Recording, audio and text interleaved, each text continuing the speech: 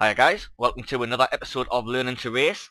I know it's been a while, but as you can see, I am now on a new racing game, and this is iRacing. This was my first ever race. I managed to start off in pole position. I did that by doing a qualifying. I'll get into all that in a little bit. I just want to get all the craziness out of the way first. As you can see, we started off in pole like I just said. By the first corner, I was down to fourth. That's mainly due to the fact that this is the first race I have ever done using manual gears in any game. Not just iRacing, any game. This is my first ever race in iRacing.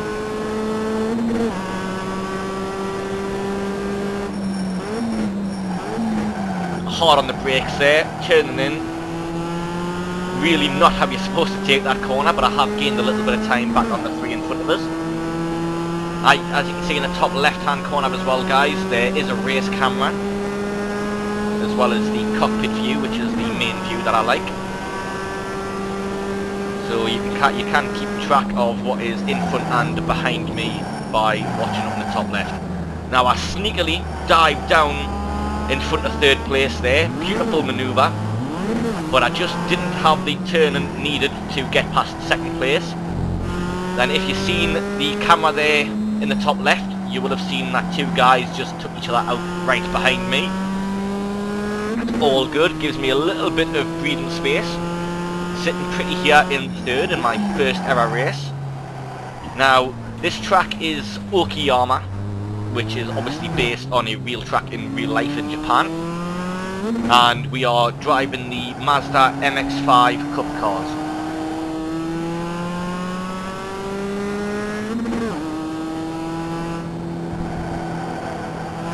Could have taken that turn a lot better there, but like I've just said, this is my first ever race, so I was not expecting to do too good. But we're coming to the end of lap one now. I'll go into a little bit more detail now for you guys. So with iRacing, you do not have to set qualifying times, but if you do not, you will start at the back of the grid. Obviously, if anybody else has not set a qualifying time neither, it then goes down to your iRate. Now your iRating is basically your score, letting you and other people know just how good of a driver you are in iRacing. So I did set a qualifying time because I thought that was basically the done thing. And as it turns out, I mean, it couldn't have been the best qualifying. I can't remember exactly what it was now, but it couldn't have been the best. But it was enough to see me in pole simply because my iRating was that low, with it being my first ever race. That I was put in a split slow enough where nobody had set a qualifying time, I guess, or it had set really bad qualifying times, hence why I started in pole.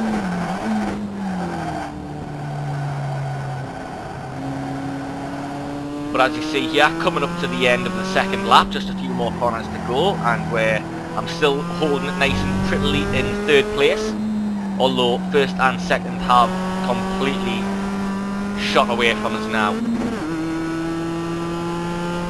So yeah, like I've said as well, I am upshifting and downshifting by myself. First time I've ever raced online against anybody in any racing game ever where I've had to do manual gears.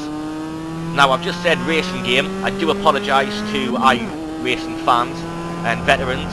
I'm kind of getting there myself at the minute where I hate this being called a game.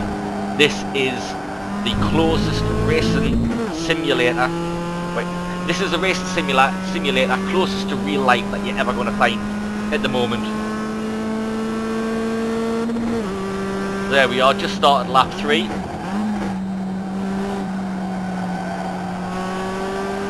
See, I'm trying to be as smooth as possible with the wheel and with the pedals.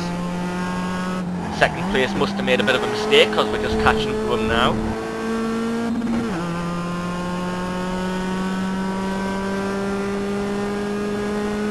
Yep, so I've mentioned iRating, and that's, like I say, that's based on how good you are in what positions you finish in. Your iRate will go up or down.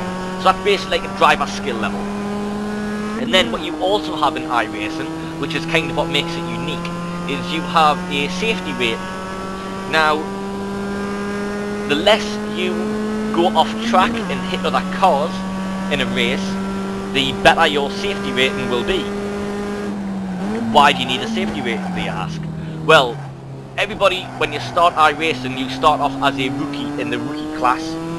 You can work all the way up through the classes from rookie, D, C, B, A, and then Pro.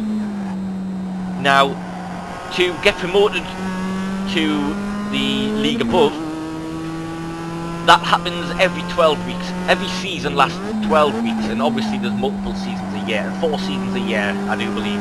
That would work out, wouldn't it? Yeah, 3 months for the season, 4 seasons, yeah. So, yeah, what you'd normally do is, if you'd raced enough races during that season, and your safety rating is above a 3, then you will get promoted to the next class. So, I started off as a rookie, this is my first race. If at the end of this season I'd done at least 4 races in rookie class, and had a safety rating of at least 3, I would get promoted to D class. All well and good. Now, reverse that. If you finish the season on less than a safety rating of 2, you will be demoted a league. However, you can never be demoted down to rookie. You can only be demoted back down to the D leagues. There is another way of getting promoted as well, which is a really cool feature. Now, if you manage to get your safety rating up beyond a 4, then you will be automatically promoted straight away to the class above what you are racing in. So say for example I finished this race and my safety rating was so good, I then had a 4.01 safety rating. I would have jumped straight away, without having to wait for the end of the season, I would have jumped straight away up into the D class. And again, if at any point you drop below a safety rating of 1, you will be automatically demoted straight away to the league below. So the aim of it is, you have 12 weeks to either get your safety rating above a 3 and do enough races, generally it's 4 to 6 I believe, to be promoted for the next season, or obviously at any point through the season. If you've been consistently doing clean races, never going off track, never hitting other cars, you will get your safety rating to above a 4, which means you do not have to wait until the end of the season, start of the new season, to race in the class above. But I am jumping a little bit ahead of myself there. And after explaining all that, I can't remember what lap we're about to start now. I do believe this must be lap 4 or 5, we're just about to start as we come across the line.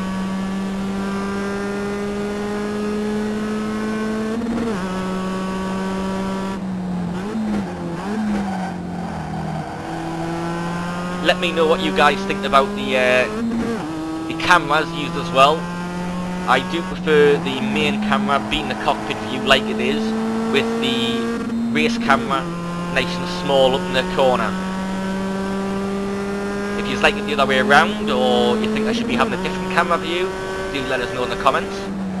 It may be a bit hard for you to see, but if you do have a look at the TV camera in the top left as well, you may be able to see that I've painted my car. Now there's an optional program you can download and run called Trading Paints, which allows you to create and upload your own paint schemes for your cars.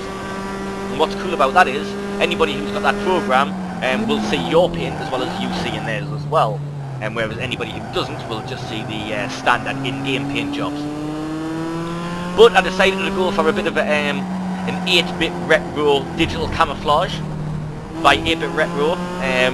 If and when you can have a look closely at it, you will see that the camouflage is actually made up of retro games such as Pac-Man and Space Invaders. And on top of that, I've got Project Zomboid on the bonnet, on the doors. Got a couple of RingoD stickers placed on there as well. Spiffos on the back wing above the back wheel, and a few various other things.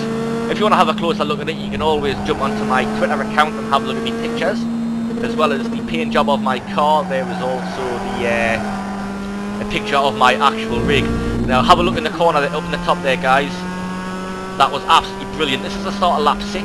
I had a massive group of people behind me there, One guy slowed down too much, and the guy behind came up to him and hit him and caused everybody to crash out basically. Now this is lap 9. I've skipped ahead a little bit because those other laps in between were basically me driving around quite well, not brilliantly, but no major things happening, so I've just skipped it forward a little bit. Anytime you see the screen transition out and back in, I basically skipped it forward a little bit just so you don't have to sit and watch all of the boring laps. They weren't boring for me because I was racing, but obviously just so this video isn't a 50-minute long video, I've condensed it down a little bit and just tried to keep in the action. So what happened there was, as I come past the start-finish line for the start of lap 9, I went up into 2nd place, because 1st place I believe had actually pitted. So I passed them in the pits and jumped up into 2nd, but then on the next couple of corners, these two guys also jumped ahead of me, which dropped me back into 4th place. So we're 3/4 of the way around lap 9. I am in 4th place, trying to keep as close as possible to 2nd and 3rd here.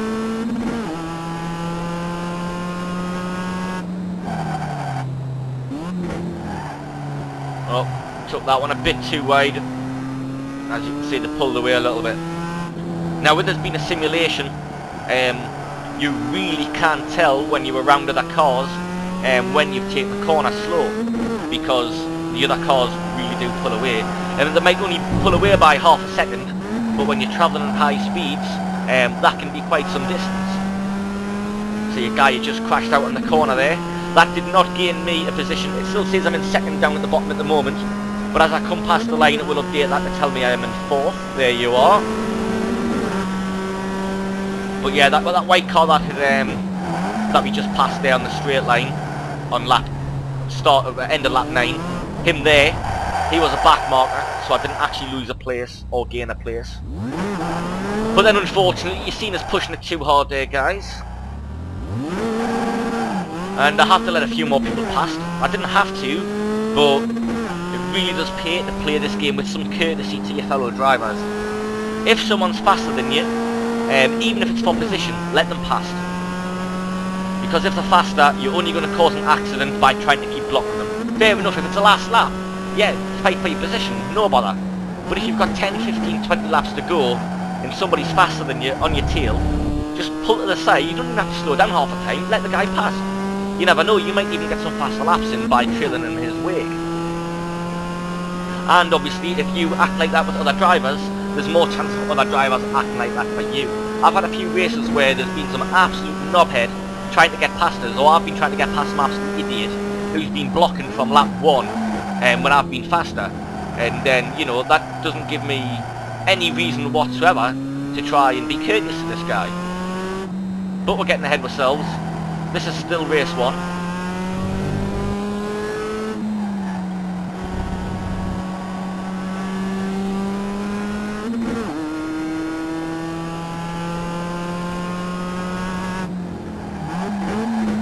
Hitting the double hairpin again here. Take that one a little bit better. I hate this corner. This is the worst corner of the whole track, this one. But we're through it easily. See, I've got a little squashed bug on my windshield now as well. Brake heavy for this last corner, down into 3rd. And that didn't work very well, we braked too late. Lost a bit of speed, but it's not too bad.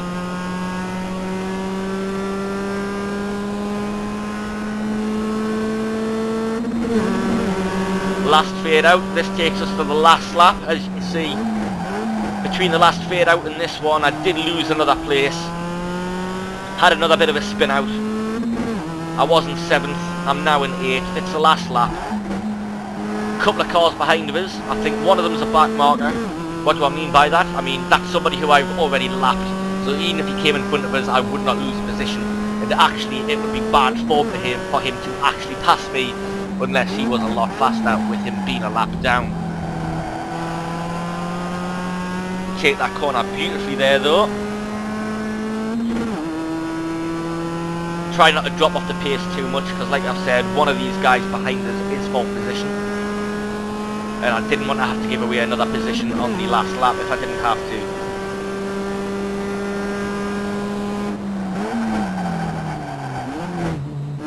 I think I slowed down a little bit too much there, but again, last lap, no need to push too hard.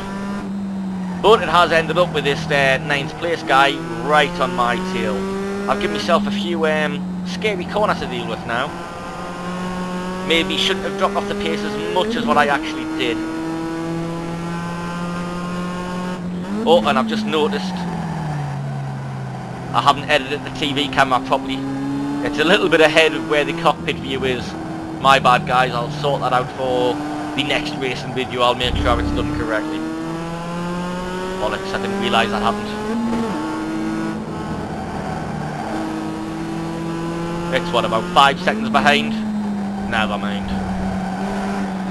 But there we are, last corner. As you can see in my rear view mirror, if you can, that other car was right behind us. I'm being a little bit naughty. I'm pulling across just to make sure he doesn't have a run on us across the line, and there we are. Across the finish line in 8th place. Not too bad for my first ever iRace. Especially considering the fact that was the first time I've ever used manual gears, especially racing against other people online. Thanks very much for watching, guys. See you again soon.